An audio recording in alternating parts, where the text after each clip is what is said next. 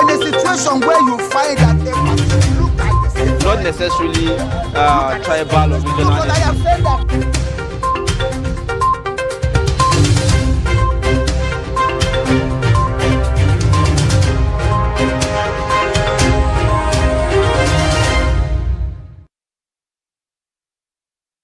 Thank you very much for joining us. If you're just coming on, it's Daybreak on Trust Television, and it's been a very interesting day of conversation and postmortem, if you like, of what was, in my view, one of the longest judgment sessions that people my age have seen in contemporary Nigeria. And the papers this morning are all about what transpired yesterday. I doubt a single newspaper publication is good enough to unpack everything that was said by these learned judges from the hours of 10 yesterday to about 11 p.m. 13 gruesome hours of detailed analytical judgments yesterday. And as usual, we'll begin this morning's newspaper review with the Daily Trust.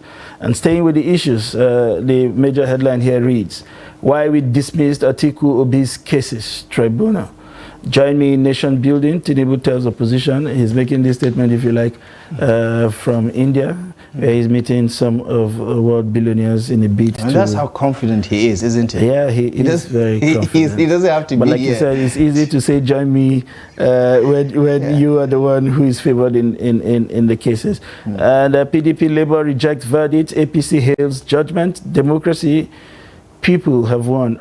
I'm not sure what Buhari was trying to score with this. Judgment difficult to fault. He did promise credible elections. So in his defense, he thinks this is part of his legacy also. This is a justification. Yeah. All right then. A validation, so to speak. Judgment difficult to fault. This is coming from constitutional lawyer Yadudu. And INEC fought petitioners to stand still at Degborua. It's a single headline front page today because Senator Abdelaziz Yari is taking the opportunity on the front page rather to extol His Excellency Bola Ahmed Tinubu on his 100 days of what he describes as courageous leadership. Do you think they're back to being friends again? I'm not sure what this is about, especially because he wasn't the president's favorite in the race leading to the Senate presidency. But I mean, he continues to show this support and solidarity, and which is what politics should be, by the way. And that's it on the front page of the Daily Trust. Finally, we take a look at the News Direct, front page of the News Direct for today, Thursday. Airtel Nigeria partners devise manufacturers to drive adoption of 5G. Good luck to them. UNICEF says Nigeria suffers 100 billion naira loss to insecurity in 13 years. So you want to talk about some of the financial cost of the insecurity? Think about this, $100 billion. You don't want to even know what that is in naira, because it runs to trillions and trillions of naira. And the human cost is a totally different conversation. But this is an analysis done by the UNICEF, and you can take a look at the story on page 2 of the News Direct today. Knox applause as tribunal upholds victory of President Tinubu, affirms FCT as a state, dismisses special status. Well, what does that mean? We need an amendment because I do know that the tribunal has a right to interpret certain laws, but then again, there is still room for a lot more something substantive. So hopefully when we get to the Supreme Court, that will serve as something much more tangible. Says INEC can't be forced to transmit election results electronically. Faults Labour Party for failing to give credible evidence. APC, Governor Abiodun, Governor Sanwo-Olu congratulate Tinubu and Shetima. And in other news, you have FMDQ records 44 billion naira foreign exchange turnover in 7 months, and police arrest 2 protesters at Unilag over tuition fee hike. That happened yesterday. NERC hikes price of electricity meters by 40%. So in case you don't have a meter already, the price is going to go up. And don't forget also, you're going to have to prepare to pay more for the electricity. So it's not just the tariff for the meters, but it's also tariff for electricity supply.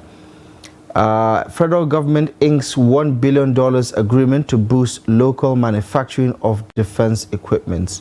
And this all part of the business roundtable in New Delhi, where President Tinubu is a special guest of President Narendra Modi of India for the G20 summit. That's it on the News Direct for today.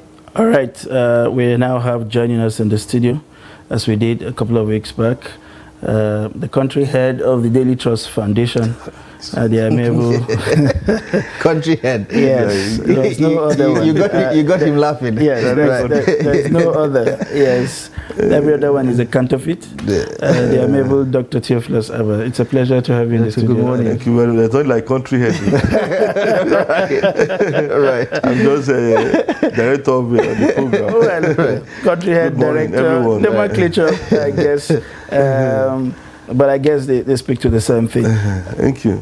Yesterday, I'm not sure what any other Nigerian who was invested in this election did yesterday other than sit before the television and take in as many information to the point of saturation. As a matter of fact, in the newsroom yesterday, we were fatigued, you know, from barely listening. And it was so captivating, if you like, boring and captivating at the same time. Boring because it went on for so long.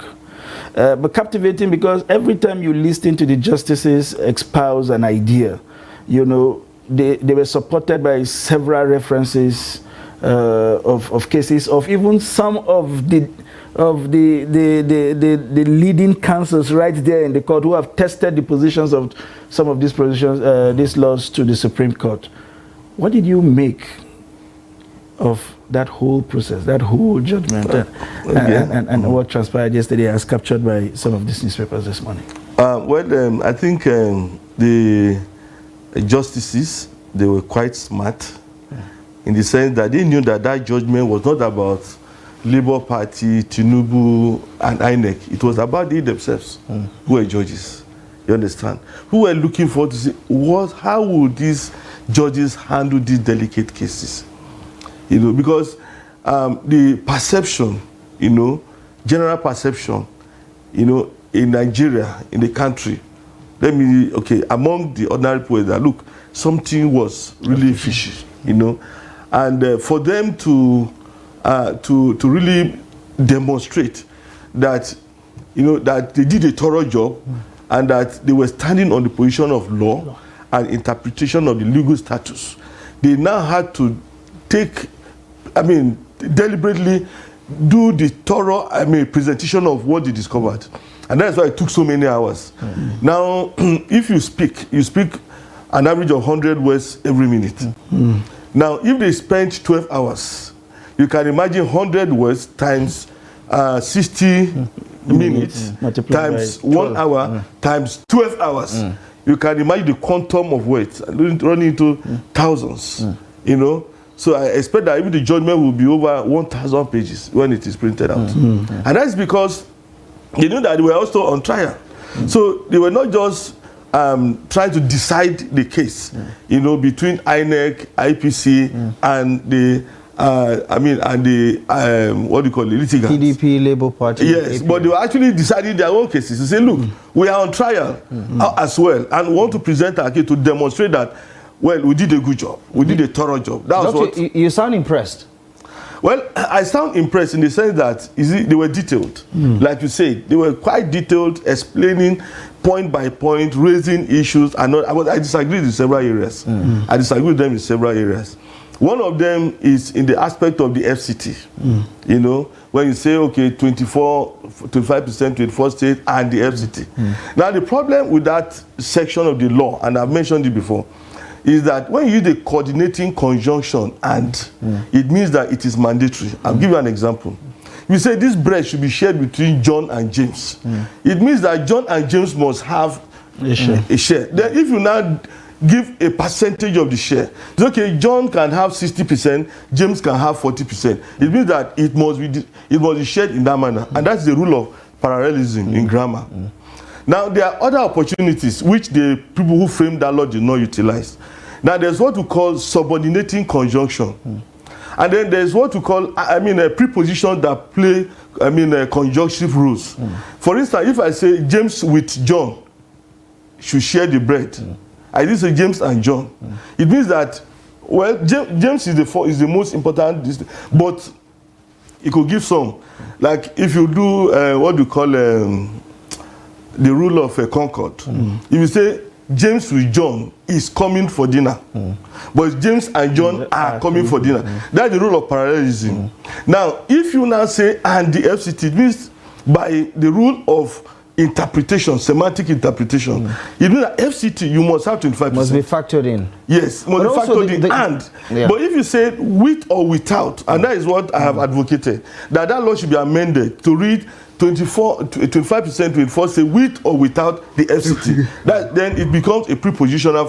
But isn't it also a conflicting that on one hand the FCT has this seeming status of a state because they are part of the constitution that acknowledges it. For the purpose of this particular section, the FCT would be regarded as a state. Yes. That it is not necessarily the fault of the judges for interpreting it this way. Is that the constitution itself is not very clear about whether or not FCT is a state. Like my brother has said earlier, that law had to be amended because this is not the first time it became contentious. It has been there. I mean, I think during there was one judgment, whether it is Buhari versus Atiku, it was raised. There were two other, and it was held that yes, you must have 25. I think it's at the level of Supreme Court. But the spirit of the law is that FCT is like a state. So if you have 25% in FCT, it's okay. You understand? So what you need to do, because FCT is not called the state, is to say with or without. You add that preposition, and then it will. I mean, it's okay whether you have FCT or not. It doesn't really matter. But and that's what we're advocating. You see, so for them to dismiss it, but it doesn't. It's not important. It doesn't solve that problem. To say it's not important, it doesn't solve that problem. The problem will still be there until that judgment, that section of the law is amended. Right. Then the other area that I actually confused was that you said, okay, IREF is just a mode of transmission. You mustn't transmit result via IREF. Yeah. But a lot of money.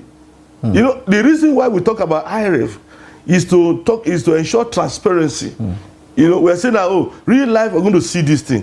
If you now say it's not important, it means that Nigeria has wasted a lot of resources. But the justices say at best it is conditional. It is optional up to INEC. Yes. If they didn't do it, they did not run afoul of the law. But that is true, isn't it? INEC did not do anything wrong by not transmitting the argument is that when something becomes a policy of INEC, it is almost like a law. You understand? That's judicial. Yes. You see, because it was INEC that drummed this thing into the ears of the consciousness of Nigerians. That look, this is how we're going to deliver the best result ever.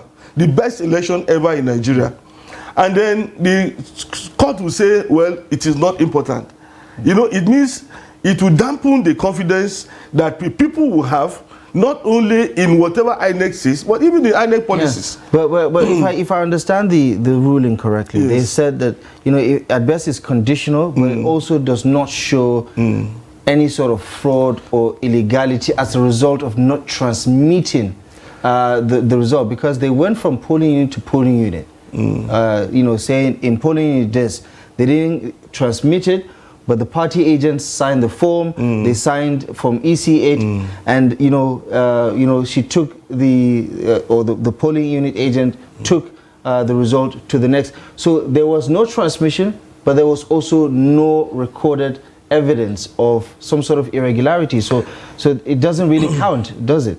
Well, I think maybe as the litigants are going to court, I think they want to go to the Supreme Court.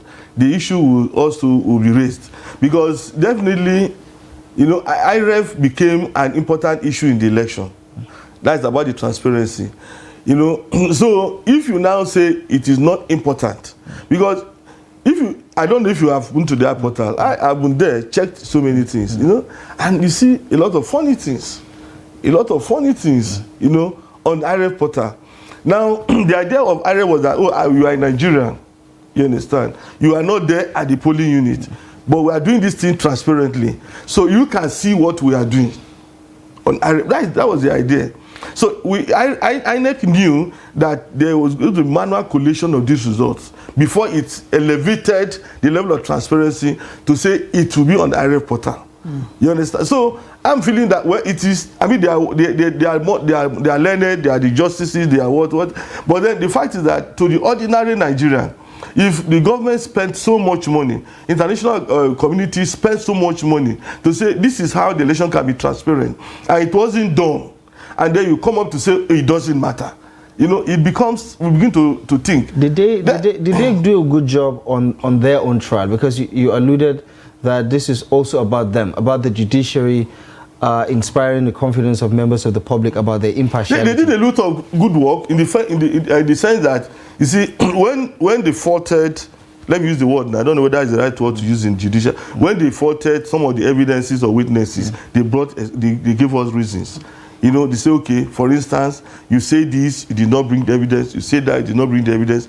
And some of us who were listening say, I mean, I thought this guy ought to be smarter. You know, you are going for a big case. You know, you don't do it with levity. You must look for, because for those of us who do investigative reporting, it's evidence that matters.